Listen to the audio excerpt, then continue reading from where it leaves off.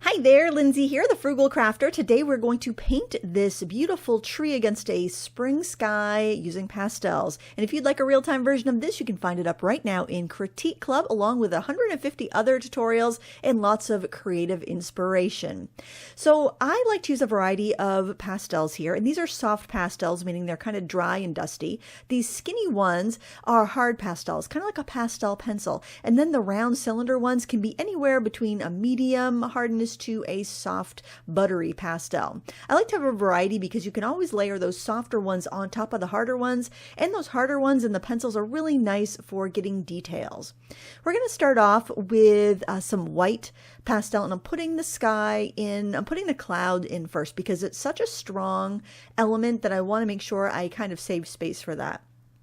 I'm working on a piece of Canson Mitant's Touch paper. This is one of their latest papers. They have a velvet one, but this one came out before the velvet. And I picked this up at a little art and craft store in Oakland, Maine called Berry Stationery. But you can find it at any major art retailer. I saw they have it on Blick. And you can get it in pads or big sheets. Now, a tip that I'll share if you want to try a new paper, if you can, especially if you have a local store, buy a sheet of it and then cut it down into smaller pieces. And that's what I did here. I ended up getting 6 pieces that are about this size, I would say around 7 by 10. And then I got 8 pieces that were a little bit smaller. And the reason I cut it down so much is because I wanted to try it with colored pencil and with oil pastel and with these soft pastels and with a bunch of different medias to see what I liked best. The texture of this paper is not sanded. It reminds me a little bit more like pastel matte, but maybe even not that raspy.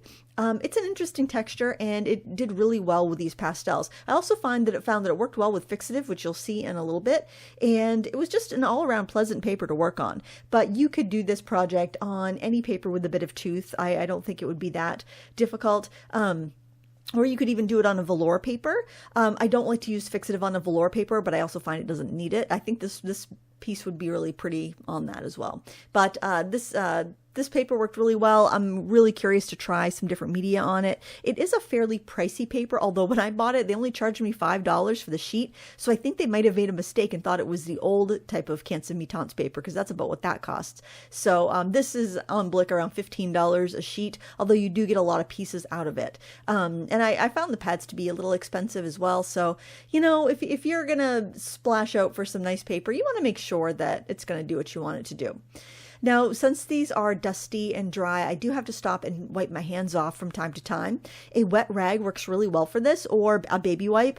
Baby wipes do work well because they've got a bit of like an oil or a soap in them or something, so it just really helps take that dust off. But you can always take just a wet rag or like a microfiber cloth and a spray bottle of water, and that will work well too. I'm using this Prismacolor NuPastel because it's hard. It's got those nice square edges that I can get some detail with to throw in those windy, viney branches. Now, a couple of years ago, it was about 2 years ago, I painted some magnolias en plein air outside, and that kind of inspired this piece, although the photo is from Unsplash. I didn't take that photo. And the thing that was really interesting about painting the tree in plein air, it seems like every time I looked from the tree to my paper, then back to the tree again, the flowers were in completely different places because it was a little breezy, and it was really easy to get lost in the maze of all those petals. And I thought, but that's also kind of part of the beauty. Just one of these flowers on their own would be pretty, but when you put them all together, it's like the sum is greater than the parts type situation. And I just love that vantage point of just looking up, kind of like you might be sitting down on a warm spring day on the grass on a picnic blanket and just kind of gazing up through the pretty trees. That's kind of what I was feeling when I was sketching this. And it was such a nice day, the day I was painting this. I kept going outside just to feel the sun. And then later on that day, I actually met a friend to do some plein air painting because it was just so beautiful. And when you live in Maine, you've got to take those rare warm spring days because we get a lot of rain in the spring. So it's just kind of like a little treat when you find a day like that. I'll go back and forth between the soft and hard pastels, just because you generally layer the harder first and then you layer up the softer pastels. That doesn't mean you can't go back in with the hard pastels. I find if you're trying to layer the most possible product on your paper, you want to go hard to soft. So start with your harder layers and work to your medium layers and then your softer pastels on top.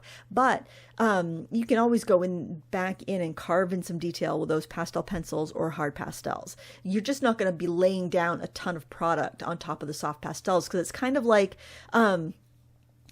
everything wants to kind of slip and slide. It's kind of like if you've ever tried to ride a bicycle on a really dusty, gritty road, your tires just want to spin. That's kind of what the hard pastels do. They kind of just want to slide over the top and spin, and they don't want to make purchase, but for details, totally works. And something you can do if you do need to retain that tooth, you need to bring it back, especially if you don't mind deepening your colors a bit, is you can spray it with some fixative. And we're going to do that in a little bit. And you will see the color shift a little bit darker, but I just try, I only use fixative when absolutely necessary, and sometimes it's just necessary, and sometimes you actually want to deepen your colors, darken the colors a bit so your highlights will pop a little bit more. So as long as you know what the fixative is going to do to your paper, it's, there's no harm at all to use it. And I like to use the Krylon workable fixative. It's very easy to find. It's available in pretty much any art and craft store for under $10 a can in general, or you can order it online for that price. So in America anyway, I think that's an American brand. It's a very inexpensive fixative here.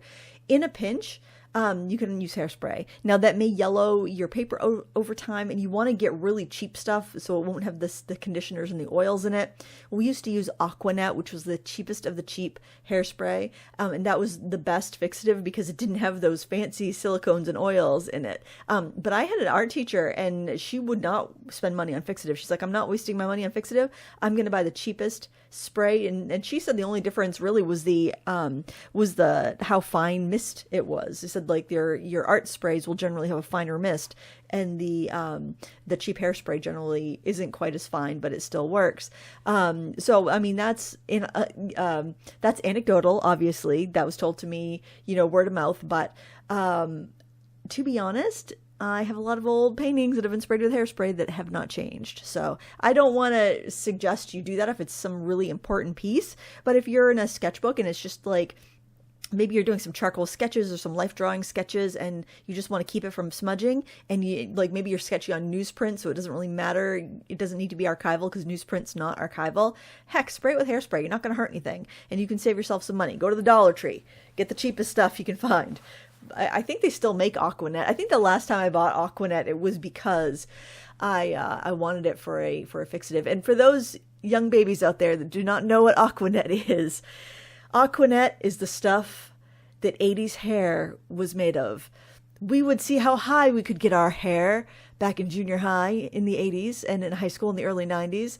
There was some big hair. I was over my big hair phase by the time I hit high school, but oh boy, we had hair that no wind or rain could ever touch.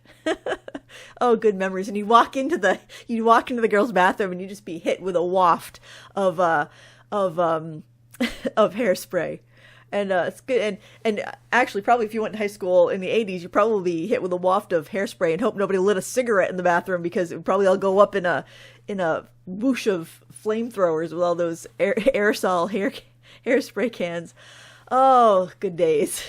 The good old days. Oh, it was fun there. We had some hair. Nobody will ever touch us in that department.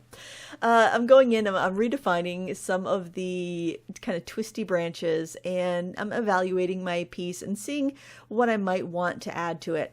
And I decided that I am going to do some fixative. So what I do is I take it outside and then I spray light layers. So what I'll do is I'll tip it up on something, so I'm holding the can of fixative at a 90-degree angle, holding it upright, and then I start off the page and I wisp it back and forth and back and forth. I don't turn direction till I'm off of the picture, and then I come back and I'll do a light layer vertically and horizontally. So I know I'm just basically what I'm trying to do is get a very light coating everywhere. So if it's going to darken something, it's going to darken it equally. And you can kind of see up in that, especially up in the upper left-hand corner how the sky's a little bit darker, and the clouds maybe aren't quite as bright, but we can add that back in. Not a big deal. You may notice the flowers are a little bit darker too, but that's all right because it's going to make these brighter, like these really pale lavenders, really stand out. See how they really come forward now? And it's just another trick in your toolbox, right? No, just learn how your supplies work. Don't be afraid to use fixative because it's going to darken your colors. Think of how you might want to use it. Like I don't use it as my last thing because I want to make sure those highlights stay nice and bright, but I know I can use it in my next to last layer to lock everything down and just eliminate too much dust falling when I go to frame this one day.